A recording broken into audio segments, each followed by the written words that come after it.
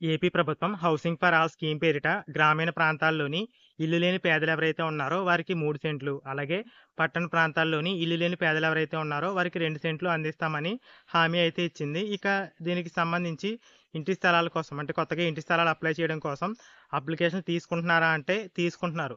కానీ దానికి సంబంధించి ప్రాసెస్ ఏంటని ఇంకా నాకైతే ప్రూఫ్ అయితే లేదు.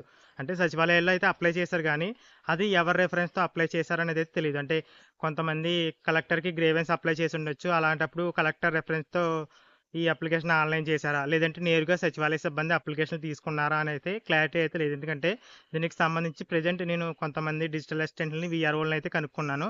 వారందరూ చెప్పిందల్లా ఒకటే. కొత్తగా ఇంటి స్థలాలకు సంబంధించి మేము ఇంకా ఎలాంటి అప్లికేషన్ తీసుకోవడం లేదు. మాకు పైనుంచి ఎలాంటి అఫీషియల్ ఇన్ఫర్మేషన్ అయితే లేదనైతే చెప్తున్నారు.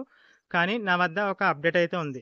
అదేంటంటే కొత్తగా ఈ టీడీపీ గవర్నమెంట్‌లో ఇంటి స్థలాలకైతే రీసెంట్‌గా అప్లై చేశారు. దానికి సంబంధించి అప్లికేషన్ అనేది వీఆర్ఓ లాగిన్‌కి అయితే వెళ్ళడం జరిగింది. ఇక దానికి సంబంధించి స్టేటస్ కూడా మీకు ఈ వీడియోలో చెక్ చేసి చెప్తాను. ప్రూఫ్ కూడా ఉంది. ఇక ఎలిజిబిలిటీ ఏంటి? అప్లికేషన్ ప్రాసెస్ ఏంటంటే అప్లికేషన్ ఫ్లో ఏంటి? ఇలాంటి వివరాలైతే ఈ వీడియోలో అయితే తెలుసుకుందాం.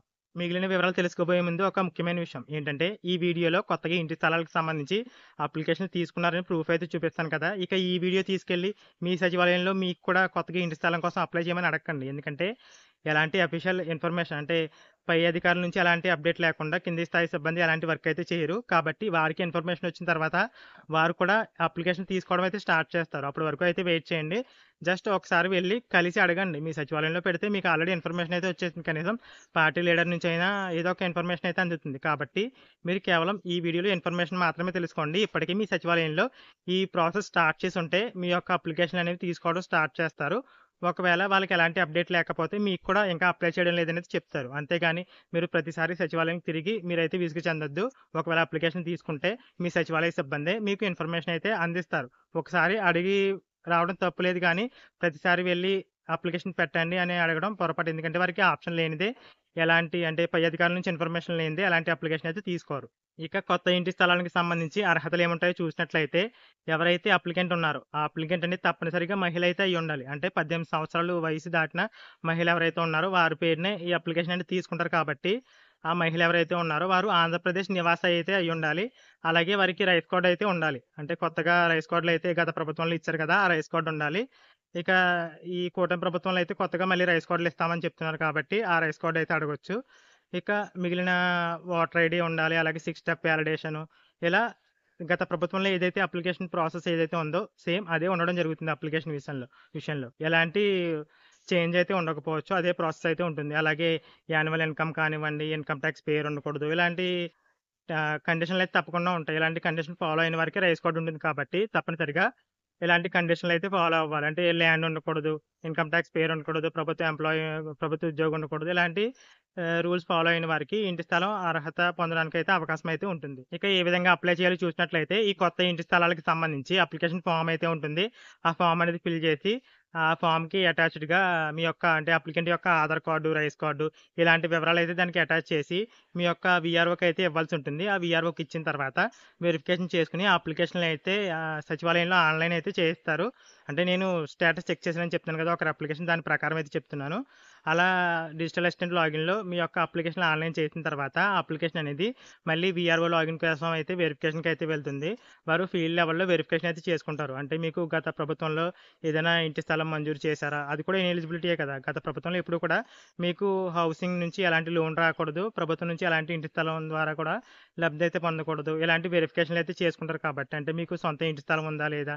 ఇలాంటి వివరాలన్నీ కూడా ఫీల్డ్ లెవెల్‌లో వెరిఫై చేసుకొని ఒకవేళ ఎలిజిబుల్ అయితే గనక దాన్ని నెక్స్ట్ లెవెల్‌కి వారు లాగిన్‌కి ఫార్వర్డ్ చేస్తారు. అంటే తహసీల్దార్ లాగిన్‌కి మీ యొక్క అప్లికేషన్ అయితే ఫార్వర్డ్ చేస్తారు. తర్వాత తహసీల్దార్ కూడా మీ యొక్క అప్లికేషన్ అనేది వారి సిబ్బంది ద్వారా వెరిఫికేషన్ అయితే చేయించుకుంటారు.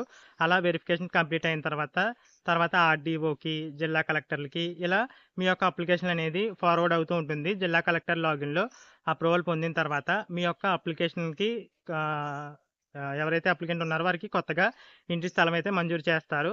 ఇక దీనికి సంబంధించి ఎస్ఎల్ఈ డేస్ వచ్చేసి 90 రోజులైతే ఉంటుందనుకుంటున్నాను. స్టేటస్‌లో చూపిస్తాను. 90 రోజులైతే ఉంటుంది. ఇక స్టేటస్ అనేది ఏ విధంగా చెక్ చేసుకోవాలి? అలాగే ఎవరి లాగిన్‌లో ఈ అప్లికేషన్ పెండింగ్ ఉంది ఏ విధంగా తెలుసుకోవాలి? మీరు అర్హులా కాదా ఏ విధంగా తెలుసుకోవాలి? ఇలాంటి వివరాలైతే ఇప్పుడైతే చూపిస్తాను చూడండి. మీరు కొత్తగా అప్లై చేసిన ఇంటి స్థలానికి సంబంధించి స్టేటస్ అనేది ఏ విధంగా చెక్ చేసుకోవాలో ఇప్పుడైతే చూపిస్తాను.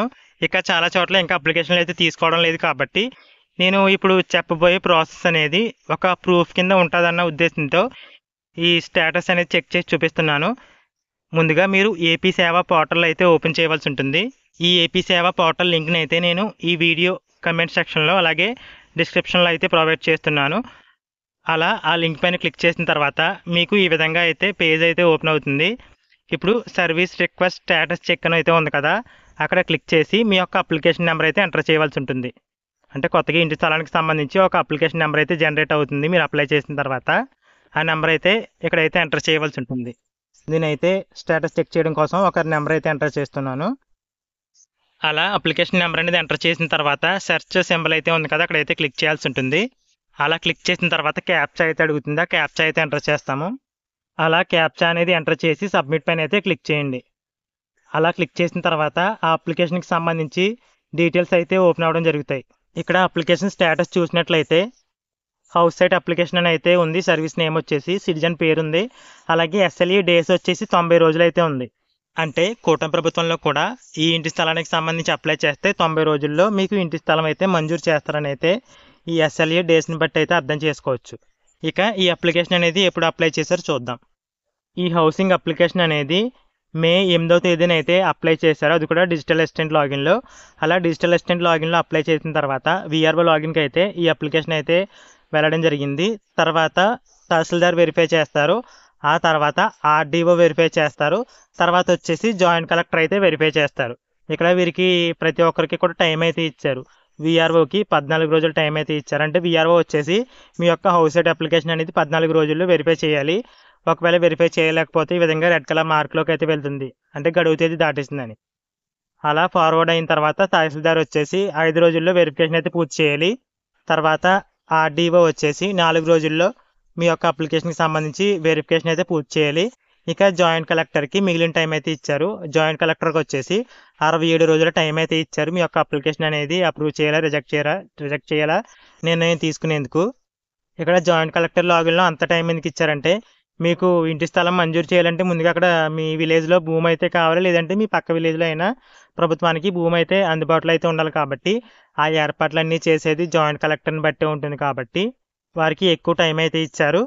సో ముందుగా మనకి కావాల్సిందల్లా మీ గ్రామంలో ఇంటి స్థలాలు ఇవ్వడం కోసం స్థలం అయితే కావాలి. ఆ స్థలం దొరికిన తర్వాతే మీకు ఇంటి స్థలాలు అయితే మంజూరు చేయగలరు. కాబట్టి దానికి సంబంధించి ఏర్పాట్లు ఇప్పటికే ప్రభుత్వం చేస్తూ ఉండొచ్చు. ఆ స్థలం ఏర్పాట్లు పూర్తి చేసిన వెంటనే హౌసింగ్ అప్లికేషన్ తీసుకునే అవకాశం అయితే ఉంది. ఇక అఫీషియల్గా అన్ని గ్రామాల్లోనూ ఈ అప్లికేషన్ తీసుకున్నట్లయితే మీకు తప్పకుండా ఇన్ఫర్మేషన్ అయితే అందిస్తాను. Thanks for watching.